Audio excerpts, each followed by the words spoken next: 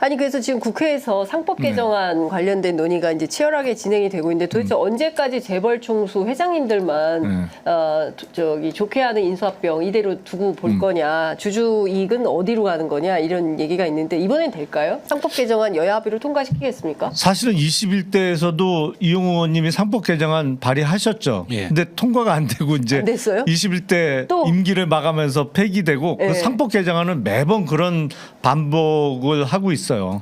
발의됐다 폐기되고 뭐 이걸 반복하고 있는데 네. 22대 국회에서는 사실은 야당이 힘을 합치면 일단 본회의는 통과할 수 있거든요. 그리고 그렇죠. 상법 개정안에 대해서 윤석열 대통령이 거부권을 행사할 명분이 없어요. 그렇기 때문에 윤석열 대통령이 아무리 재벌 회장들하고 친하더라도 야당이 힘을 합쳐서 통과시키면 될 겁니다. 그 떡볶이를 좀 드셔가지고 떡볶이만 드셨나요? 이것도 많이 하셨지. 그러니까 그래서 엘리베이터 사건 얘기도 나오던데. 민주당이 예. 좀 이 상법 개정안에 대해서 이거를 중점 법안으로 그 당의 총력을 모으는 쪽으로 결정을 해줬으면 좋겠어요. 네. 예, 그 부분은 뭐 제가 정책위하고도 이야기를 했었고 네. 그 민생 법안 중에 가장 중점 법안으로 지금 올라와 있고 네. 현재가 이제 법사위 법안입니다. 상법은. 네네. 근데 법사위에서 되지 않으면 정무위에서 자본시장법이라도 네. 바꿔서라도 하자고 해서 정무위 법안도 나와 있고 몇몇 의원들이 최근 재계에서 뭐 여러 가지 반발이 있다 보니까 이제 소송 남용의 문제 항상 나오는 이야기지만 예. 그거에 대한 보완책 같은 법안도 또 준비가 되고 있고 예. 법안 자체가 한 대여섯 개 예. 이렇게 해서 다양하게 예. 해서 논의가 진행될 거기 때문에 저는 기대를 하고 있고요. 또한 이 기대를 충족시켜 주려면 많은 사람, 투자자뿐만 아니라 네. 정치권에 관계 있는 사람 이런 것들이 바로 민생 법안이다. 뭐 개혁신당도 관심을 네. 가지고 있고 실제로 여당도 사실 눈치를 봐서 그렇지 네. 해야 될 법안이거든요. 네. 그래서 이런 것들 하나씩 해나가는 것이 민생 국회로 회귀하는 네. 가장 중요한 계기가 되지 않을까 싶습니다. 내가 보기에 의원님들도 다 주식 투자하시잖아요. 본인들의 주주 이익도 좀 실현이 돼야 되는 거 아닙니까? 아니 저도 네. 한국 증시를 떠나고 싶지 않아요. 근데 해보니까 예. 역시 미국 주식이 최고야.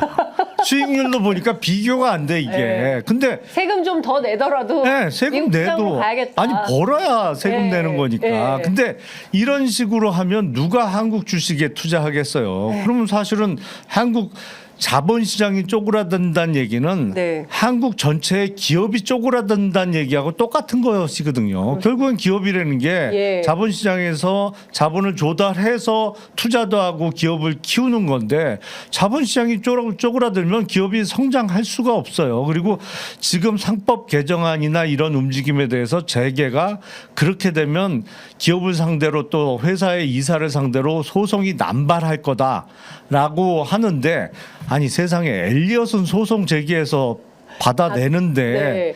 한국 투자자들은 한 푼도 못 받아내는데 그런 소송은 좀 많아져야 되는 거 아니에요? 억울하게 피해를 네. 본 사람들이 구제받을 수 있는 소송은 앞으로 늘어나야 바람직한 거 아니에요? 그게 공정한 사회 네. 아닙니까? 그게 공정과 상식 우리나라 아닙니까? 법 체계에서 가장 중요한 게 그 부분입니다. 사실 미국이나 이런 쪽에서 보면 네. 징벌적 배상, 퍼니티브 데미지라는 개념이 있습니다. 그러니까 고의로 누구에게 피해를 입히면 손실액뿐만 아니라 또 페널티를 주게 돼 있습니다. 근데 지금 예를 들면 이 합병 비율이나 이런 걸 고의로 누구에게 이익을 주면 엄청난 배상을 때리게 하는 거거든요. 어차피 이런 거 시장에서 다 하지 말라고 할 유인은 생깁니다. 네. 근데 했을 때 페널티를 강하게 줄 수 있는 징벌적 배상 제도나 이런 제도가 도입되어야지만 이런 대주주를 위해서 일방적인 소액주를 그야말로 ATM기 취급을 하는 일이 없을 겁니다. 저는 사실 그 김 의원님은 똑같은데 네. 우리나라 주식에 투자라고는 말을 할 수 있는 시대가 왔으면 좋겠습니다. 저는 하고 싶지가 않습니다. 아 진짜 야 이 정도 이런 걸 바꿔야지만 할 의사가 있죠. 예. 참, 이 두 분이 다 전직 국회의원님들이 이렇게 말씀하시니까 대한민국 시장에 대한 불신이 이 정도구나라는 생각이 좀 듭니다. 시간이 얼마 안 남아서 이 얘기를 좀 길게 해야 될 것 같긴 한데, 이 TMF 사태, 지난번 이제 출연해 주셨을 때 줄도산 위험이 있다 우려하셨어요.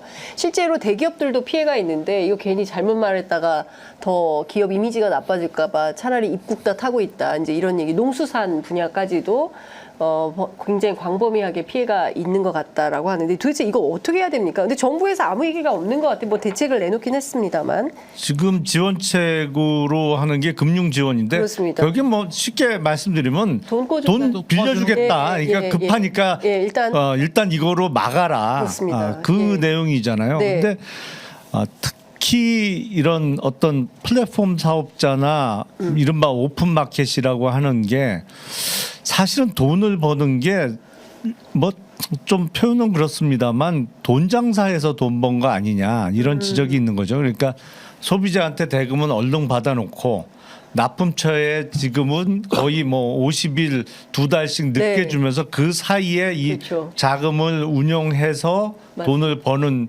구조. 근데 그게 그나마 그래서 돈을 벌었으면 돌아가는데, 이게 지금 그렇게 정산해야 해줘야 될 돈 갖고 M&A 하는데, 다른 기업 그러니까요. 인수하는데 쓴 거 아니냐. 네. 거의 뭐 본인도 국회에 나와서 인정을 했어요. 네. 사용했다고. 예. 그 똑 떨어지는 업무상 횡령이죠, 사실은. 그러니까 사법 처리는 피할 수 없을 것 같고, 네. 문제는 어떻게 재발 방지책을 만들 거냐라는 것이거든요. 사실은 상품권이나 이런 여러 종류의 형태로 기간 차이를 이용해서 금융 이익을 취득하는 회사는 무지하게 많습니다. 상품권 발행하면 돈은 바로 들어오고, 네. 그 상품권을 실제로 소비자가 사용해서 뭐 납품 대금이나 줘야 되는 거는 몇 개월 아니면 뭐 심지어 몇 년씩 가는 경우도 있잖아요. 예. 그러니까 다 돌아오지도 않죠. 그렇죠. 사실은 일부 뭐 없어지는 네. 경우도 많고. 뭐 몇백 원짜리 남아 있으면 안 네. 쓰고 해가지고 네. 영원히 없어지는. 네. 그렇기 때문에 상품권의 경우에 네. 그 낙전이라고 하는 네. 비율을 감안을 하고 발행을 하죠. 기본적으로. 예. 그렇기 때문에 그러니까 제도 개선책을 어떻게 만들 거냐. 근데 이게 자칫 잘못하면 기업의 어떤 경영에 대해서 어마어마한 규제 내지는 어떤 기회 박탈이 될 수도 있기 때문에 사실은 쉽지는 않은 문제라고 저는 생각합니다. 이게 예를 들어서 이런 오픈 마켓을 운영하는 사업자의 경우에 정산 대금에 대해서 앞으로 함부로 횡령이나 이렇게 빼돌리지 못하도록 일종의 에스크로 계좌, 에스크로 계좌를 활용해서 이제 관리하게 만드는 방법을 생각할 수 있겠죠. 뭐 그 정도면 최선 아닐까 싶어요. 네. 뭐 저도 비슷하게 생각합니다. 네. 지난 21대 국회 때 3년 전에 제가 국감에서 바로 그 지적했던 사안이거든요. 네. 페이들을 가지고 있는 부분에 네. 에스크로우 계좌를 설정하는 게 맞다. 그래서 전자금융 사업자는 그게 가능합니다. 근데 오픈마켓 같은 경우에는 네. 그게 안 돼 있거든요. 그런데 온라인 플랫폼법을 통해서라든지 규율할 수 있는 네. 그 법규를 만들어 줘야지만 예. 이제 감독을 할 수가 있는데 그 부분이 지금 아마 오플법도 없잖아요. 없습니다. 네. 지난 제작이 안 됐죠. 국회 때 정무위에서 예. 신속 통과 법안으로 할지 지정은- 말지 가지고 마지막까지 다툼이 있었던 법안이었습니다. 아니 그리고- 그런 거는 아무 쟁점도 안 되는데. 이 정부가 예. 자율 규제를 굉장히 좋아하다 보니까 그럼 자율 규제하는 거 보고 하자. 근데 사실 그건 아니었거든요. 예. 이번 사태를 계기로 해서 좀 정리가 될 것 같은데 이 경우도 또 보면 규제를 또 아주 세게 하지 마라. 아까 뭐 여당에서 모 여당 의원은 네. 대금 결제 10일 이야기가 나오더라고요. 10일? 예. 네. 제가 보기에는 네. 상업적으로는 굉장히 하기가 어려울 겁니다. 거래량이 적을 경우에서 10일마다 하다 보면 그거 어떻게 다 그 거래 비용이 더 많이 듭니다. 예. 사실 사업적으로 보면 30일 정도 이렇게 주어졌던 이유도 보면 이 정도는 좀 납득할 수 있는 부분이다. 이런 부분이 있거든요. 네네. 대규모 유통법에서는 40일로 제한하고 있기 때문에 네. 그런 부분이 필요할 것 같고 또 하나는 아까 말씀하셨던 것과 관련되는데 그런 업체들이 여러 가지가 있는데 네. 하나는 금융업을 하고 있는 부분과 자기 사업을 하는 부분을 명확하게 구분을 지어주는 그러니까 공시한 재무제표 공시할 때 네. 유동부채로 나와 있을 때 이건 고객의 자금은 얼마가 되고 내가 줘야 될 게 얼마다 기간은 얼마가 설정됐다는 것들을 예컨대 주석이라도 정확하게 기재를 해서 투자자나 누가 봐도 저 회사는 정상적이구나. 네. 아니면 좀 리스크가 있구나. 예. 이렇게 판단할 수 근거를 주다 보면 시장에서 좀 정비가 되지 않을까 싶습니다. 네.